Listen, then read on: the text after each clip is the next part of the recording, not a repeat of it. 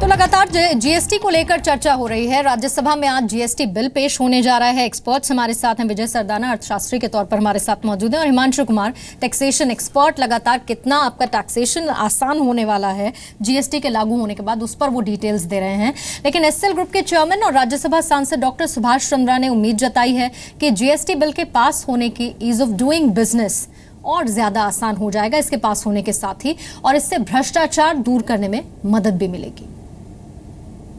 राज्यसभा के सांसद डॉक्टर सुभाष चंद्रा जी हमारे साथ हैं। सर, एक सफ़र आपने तय किया, आपने कहा कि 17 साल से 65 तक का सफ़र, एक नया सफ़र आज से आप शुरू कर रहे हैं, इसका क्या इंपॉर्टेंस है?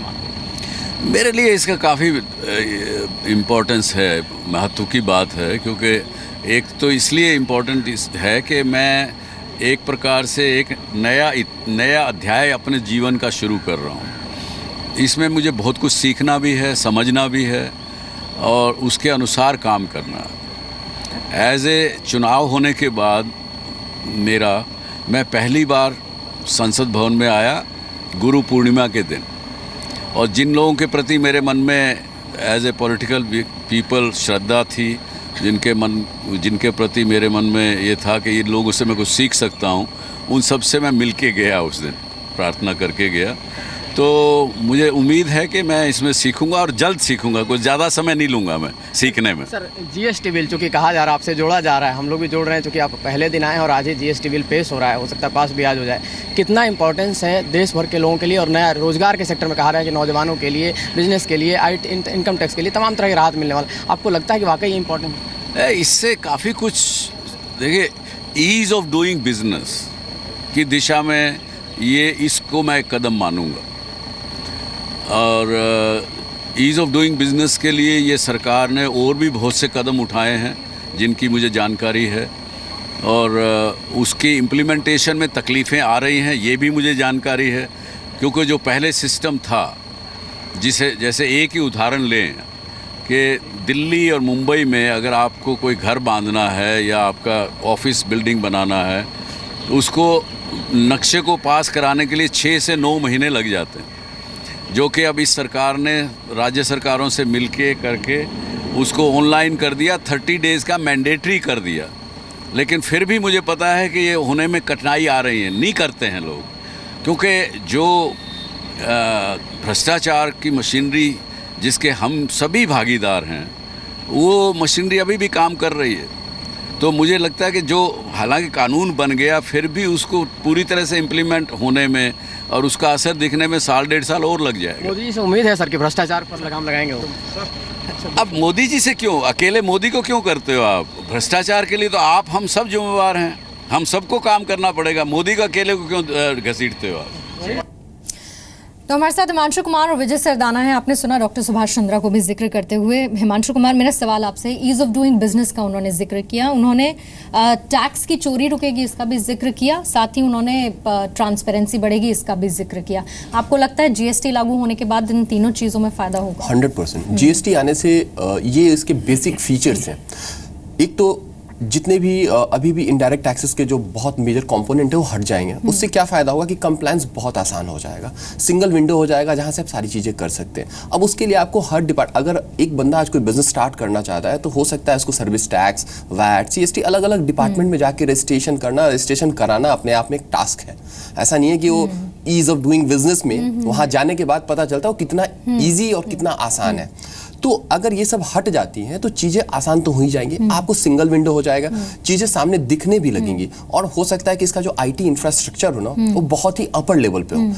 अगर वो उस लेवल पे होता है तो इसमें कोई डाउट भी नहीं है कि जो भ्रष्टाचार का जो लेवल अभी है वो हो सकता है उसका 80%। लेन देन की ऑनलाइन एंट्री भी होगी 100%। तो इससे बहुत, अब क्या होगा कि जब आपने किसी चीज के रजिस्ट्रेशन के लिए अप्लाई करते हैं, हर चीज मॉनिटर हो रहा है। जब मॉनिटर हो रहा है तो इतना, जैसे अभी एक चीज उन्होंने बताया कि जो 30 डेज का टाइम बार, अगर आपने कोई लाइसेंस के लिए अप्लाई किया और 30 डेज का मैंडेटरी आपके पास एक रिक्वायरमेंट है कि नहीं 30 डेज में ही होना है, उसकी मॉनिटरिंग जब उसके बैकएंड में प्रोसेसिंग स्टार्ट हो जाएगी तो सामने लेने वाला भी 2 बार सोचेगा कि लूं या नहीं लूं।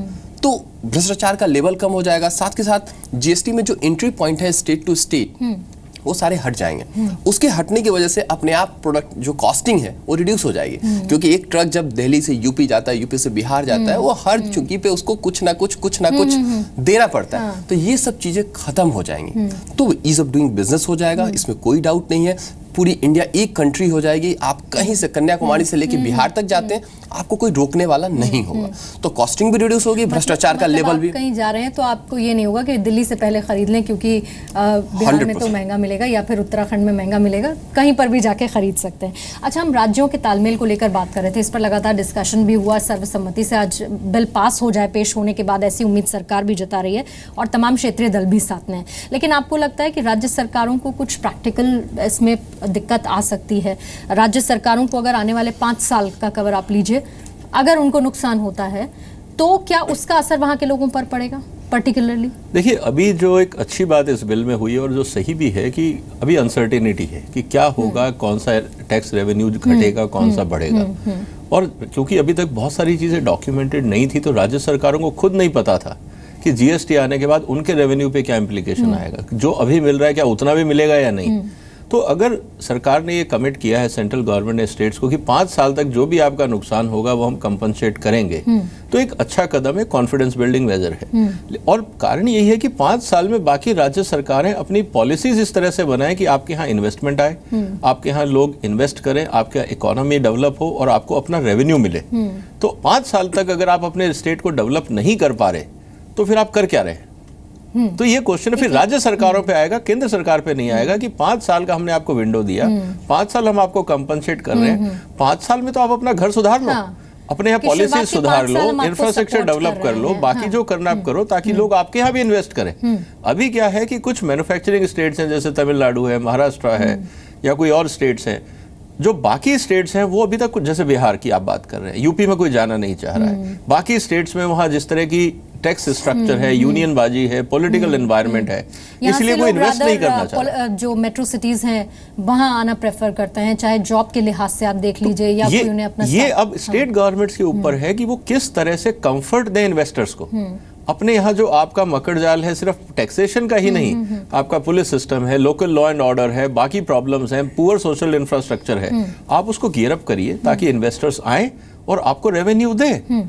अगर 5 साल में सरकारें नहीं कर पा रही, स्टेट गवर्नमेंट, तो सरकार को रहने का भी कोई हक नहीं है। फिर तो जनता डिसाइड करेगी कि बदलना जरूरी है। लेकिन सरकार भी इस पर शायद फिर कुछ रिव्यू भी कर सकती है कि इसमें कुछ चेंजेस करने हैं या नहीं। और बीच में निश्चित रूप से देखिए, review is a part of process. Review तो हर दूसरे तीसरे साल और हर बार जब बजट की चर्चा होगी, हर साल सरकार तो बजट पेश करेगी, बजट में ये चीजें सामने आएंगी कि क्या फायदा हुआ, क्या नुकसान हुआ, कहाँ कमियां रह गई। और जब बजट की चर्चा होगी, जब फाइनेंशियल बिल की चर्चा होगी हर साल, तो उसमें उन गलतियों को सुधारा जाएगा। एग्जैक्टली। हिमांशु कुमार, जैसे अगर आम आदमी के लिहाज से हम नजरिए से जीएसटी को अच्छे से समझने की कोशिश कर रहे हैं, सबसे ज्यादा दिक्कत होती है किसी भी आम इंसान को जब उसे इनकम टैक्स फाइल करना होता है, तो आप एक्सपर्ट्स देखते हैं। चूंकि आप एक टैक्सेशन एक्सपर्ट हैं, टैक्स विवाद को लेकर, टैक्स विवाद कई सारे सामने आते रहे हैं। फिर दूसरा, टैक्स से जुड़े कई सारे कानून हैं जिन्हें लेकर हमेशा दिक्कत होती रही है, टैक्स रेगुलेटर्स हैं। क्या आपको लगता है कि जीएसटी के लागू होने के बाद इन सब से आम आदमी को कुछ आज़ादी मिल पाएगी? मतलब वो अपने आप भी कुछ इनिशिएटिव ले पाएगा जब चीज़ें आसान हो जाएंगी कि वो अपने टैक्सेशन सिस्टम को खुद सुधार सके? पहली चीज की इनकम टैक्स इसके जुडिक्शन में नहीं, वो डायरेक्ट टैक्स है। हम अभी इनडायरेक्ट टैक्स की बात करते हैं। इनकम टैक्स में कुछ, वो तो गवर्नमेंट का जो अपनी एक प्रशिक्षण है कि क्या करना चाहता है, नहीं करना, वो एक अलग मुद्दा है। अभी इनडायरेक्ट टैक्स की अगर हम बात करें, तो अगर चीजें सिंपल हो जाती हैं और बहुत ईजी हो जाती हैं, तो जो बहुत ऐसे लोग हैं जो कि आज की डेट में करके एक तो देना भी नहीं चाहते, प्रीव्यू में नहीं आना चाहता, उसका जो सबसे बड़ा लॉजिक होता है, जो हम डे टू डे लोगों से मिलते हैं, जो पता चलता है, उनका कहना है हमें टैक्स देने में प्रॉब्लम नहीं है, हमें सर्विस टैक्स में रजिस्ट्रेशन से प्रॉब्लम नहीं है, उसके कंप्लायंसेस और कल को जो उसके रिएक्शंस होते हैं, हमें उससे प्रॉब्लम है। उसकी वजह से बहुत से लोग अपने आप को अवॉइड करते हैं, सिस्टम से बाहर रखना चाहते हैं, हम कन्विंस करके भी उनको सिस्टम में नहीं लेके आ पाते। अगर जीएसटी इन सब चीजों के हर्डल्स को दूर करता है, तो इसमें कहीं डाउट नहीं है कि जो नंबर्स हैं, ट्रस्ट बहुत ही रैपिडली ग्रोथ करेगा। हो सकता है कि आज हमारे पास जो भी नंबर वो डबल हो जाए 1 साल में, तो अपने आप में ये बहुत बड़ा कोई मिरेकल नहीं होगा। अगर आप डायरेक्ट टैक्स की बात करते हैं, तो इनकम टैक्स में लगभग 3 करोड़ लोग केवल रिटर्न फाइल कर रहे हैं। पूरी 125 करोड़ की आबादी में 3% से भी कम है। वैसे ही आप सर्विस टैक्स में मोटा मोटी 40 लाख लोग रजिस्टर्ड है। ये नंबर बहुत तेजी से बढ़ सकते हैं। क्या 40 लाख बिजनेस इंडिया में है केवल? इतनी बड़ी कंट्री में केवल 40 लाख बिजनेस चल रहे हैं? ऐसा नहीं है। तो जुरिडिक्शन बढ़ाना, जैसा सदाना जी ने बताया कि इससे बेस बढ़ेगा। बेस बढ़ने के साथ अगर कंप्लायंसेस कम होते हैं और थ्रेट कम होता है, थ्रेट एक बहुत बड़ा इंपॉर्टेंट, डिपार्टमेंटल जो थ्रेट बोलते हैं, एक टेंशन बोलते हैं, अगर उस पे इन्होंने कर्व कर लिया, कहीं डाउट नहीं है कि बहुत बड़ा बेस बढ़ सकता है। आपके रेवेन्यू तो बहुत सब्सटेंशियल ग्रोथ आपको जीडीपी में भी दिखने को मिल सकता है, रेवेन्यू में तो दिखेगा ही दिखेगा। But end of the day ये स्टेट और सेंटर दोनों की अपनी एक रिस्पॉन्सिबिलिटी है कि ये टैकल कैसे करते हैं इसको, ये इसको आगे नेक्स्ट लेवल पे कैसे पब्लिक को कन्विंस करके अपने साथ जोड़ते हैं। क्योंकि आप थ्रेट के साथ कुछ नहीं कर सकते, आप पब्लिक को अपने साथ लेके चलना होगा, उनको कन्विंस करना होगा कि जीएसटी आने से आपका तो फायदा है, हमारा भी फायदा है, स्टेट का, सेंटर का फायदा है, और आपको कंप्लायंसेस में किसी भी तरह का अनड्यू प्रॉब्लम हम क्रिएट नहीं होने देंगे। ये हम आपको एक तरह का प्रॉमिस करते हैं या एक तरह का अच्छा, और इसमें सबसे इम्पोर्टेंट बात हिमांशु कुमार, एक तो आप आम लोगों को भी अपने साथ लेकर चलना चाहते हैं क्योंकि वो सबसे एक अच्छा तरीका है।